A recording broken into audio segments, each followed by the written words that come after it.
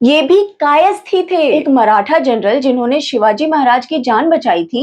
एक मराठी और कायस्थ, ये कैसे? सम्राट प्रतापादित्य, एक बंगाली किंग जिन्होंने मुगलों के खिलाफ लड़ाई लड़ी। मतलब कायस्थ क्षत्रिय भी थे। देख, 11th और 12th सेंचुरी में कायस्थ समाज के 3 अलग अलग वर्ग मिलते हैं। जैसे नॉर्थ इंडिया में चित्रगुप्त वंशी कायस्थ, जो राज्य का लेखा जोखा संभालते थे। हाँ, जैसे श्रीवास्तव, माथुर, सक्सेना, अंबस, निगम, भटनागर, है ना? करेक्ट। और दूसरे हैं बंगाली कायस्थ, जो ज्यादातर क्षत्रिय थे और राज्य का एडमिनिस्ट्रेशन संभालते थे। जैसे चैटर्जी, विश्वास, दत्तो, शौरकार, दास, बैनर्जी, भादुड़ी। और तीसरे थे महाराष्ट्र के चंद्रसेनीय प्रभु कायस्थ, जिन्हें वेदों की स्टडी करने और उन पर रिसर्च करने का काम दिया गया। मतलब ब्राह्मण। तो कायस्थ ब्राह्मण थे या क्षत्रिय?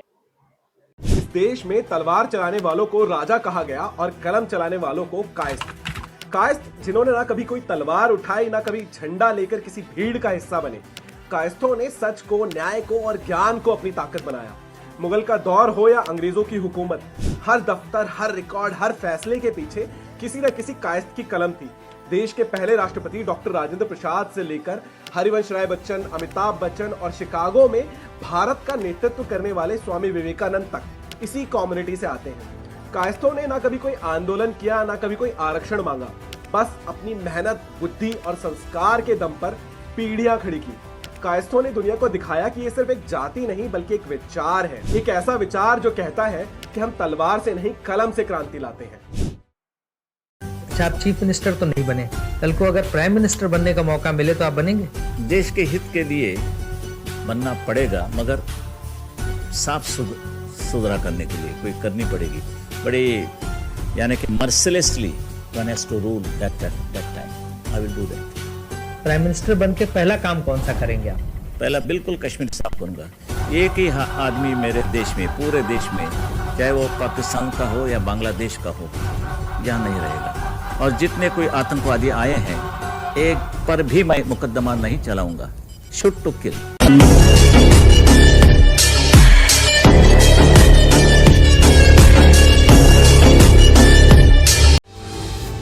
Like, share, subscribe and click on the bell icon to never miss an update from Epic.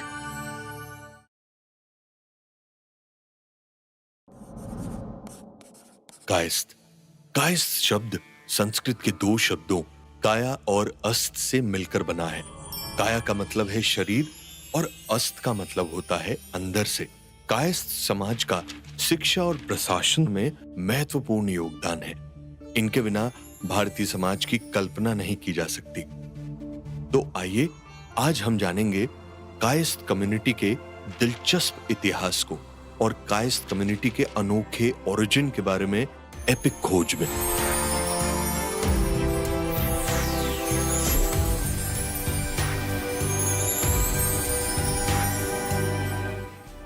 पुराणों, कथाओं और लेखों के अनुसार कायस्थ समाज का जन्म प्राचीन मध्यकाल में हुआ और माना जाता है ये चित्रगुप्त के वंशज हैं। यमराज के अनुरोध पर ब्रह्मा जी ने संसार में मृत्यु का लेखा जोखा रखने के लिए चित्रगुप्त को जन्म दिया था। चित्रगुप्त ने 2 शादियां की। पहली पत्नी का नाम इरावती और दूसरी का नाम नंदिनी था। इरावती को 8 और नंदिनी को 4 पुत्र हुए, जिनके नाम थे श्रीवास्तव, सूरजध्वज, वाल्मीक, अस्थाना, माथुर, गौड़, भटनागर, सक्सेना, अंबष्ट, निगम, कर्ण और कुलश्रेष्ठ।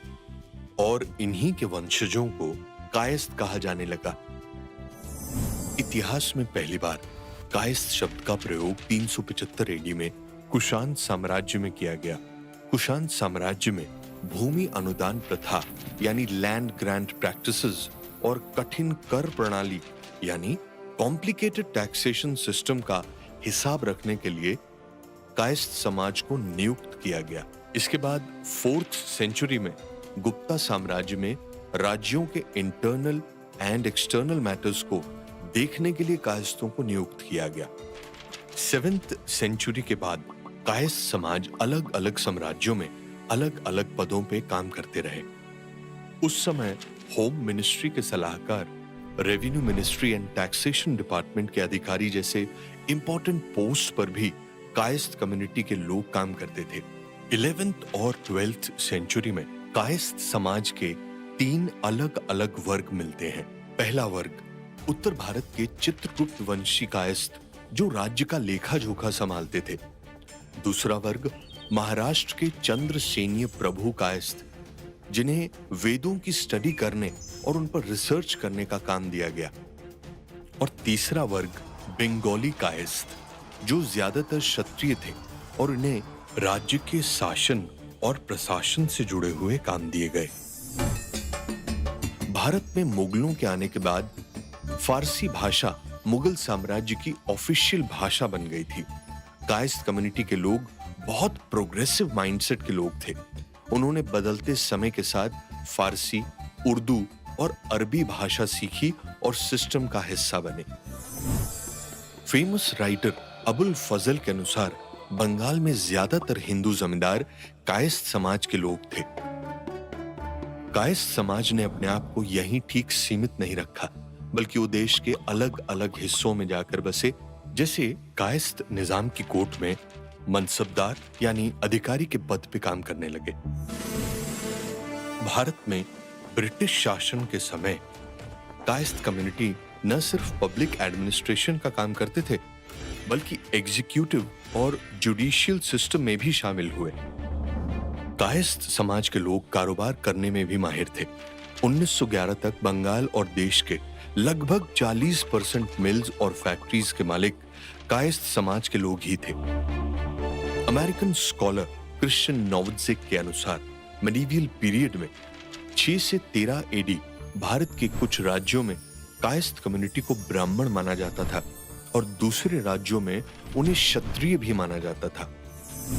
वक्त के साथ कायस्थ समाज आगे बढ़ा और इन्होंने अपने आप को रिकॉर्ड कीपिंग के कामों तक ही सीमित नहीं रखा, बल्कि दूसरे कामों में भी अपना नाम रोशन किया।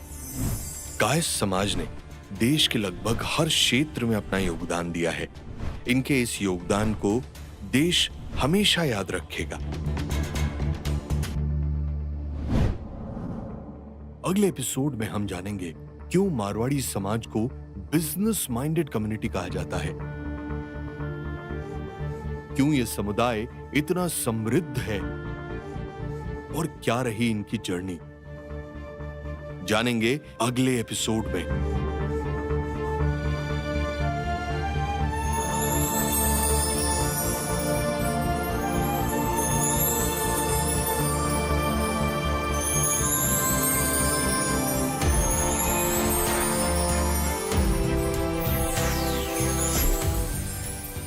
अगर इंडिया आज साइंस में आगे है तो उसका सीधा क्रेडिट जाता है एक आदमी को जिसका नाम है डॉक्टर शांति स्वरूप भटनागर। शायद आपने कभी इनका नाम नहीं सुना होगा, लेकिन इन्होंने ही इंडिया के साइंटिफिक फ्यूचर की नींव रखी थी। लेकिन आज इतिहास की किताबों में ये कहीं गुम हो गए हैं। इनका जन्म 1884 में ब्रिटिश इंडिया के भेरा में हुआ था, जो आज पाकिस्तान में है। बचपन में ही इनके पिताजी चल बसे, लेकिन इनकी माँ ने इन्हें पढ़ाया लिखाया और इन्हें बनाया एक जीनियस। भटनागर एक ब्रिलियंट केमिस्ट थे। उन्होंने ऐसी इंडस्ट्रियल सॉल्यूशंस बनाई जिसमें इंडिया में ऑयल ड्रिलिंग और इंक प्रोडक्शन में रिवोल्यूशन आ गया। पर सिर्फ एक अच्छे साइंटिस्ट ही नहीं, वो एक अच्छे बिल्डर भी थे। इंडिया के टॉप साइंस इंस्टीट्यूट्स जैसे CSIR, IITs, नेशनल लैब्स सबके फाउंडेशन में इनका दिमाग था। 1942 में CSIR यानी council of scientific and industrial research बनाई गई और भटनागर बने इसके पहले डायरेक्टर जनरल। उन्होंने बोला साइंस में सिर्फ थ्योरी नहीं होती, इसमें देश के काम के लिए बहुत सारी चीजें हैं। तब से उन्होंने अप्लाइड साइंस को प्रमोट करना शुरू किया। सरकार ने उनके योगदान के लिए उन्हें पद्म भूषण से सम्मानित भी किया। लेकिन आज की जनरेशन के बच्चे उनका नाम तक नहीं जानते। तो इस वीडियो को शेयर करो ताकि सबको इनके बारे में पता चले। कितने नेता ऐसे हो सकते हैं जिनकी आवाज से प्रधानमंत्री की कुर्सी तक हिल जाए?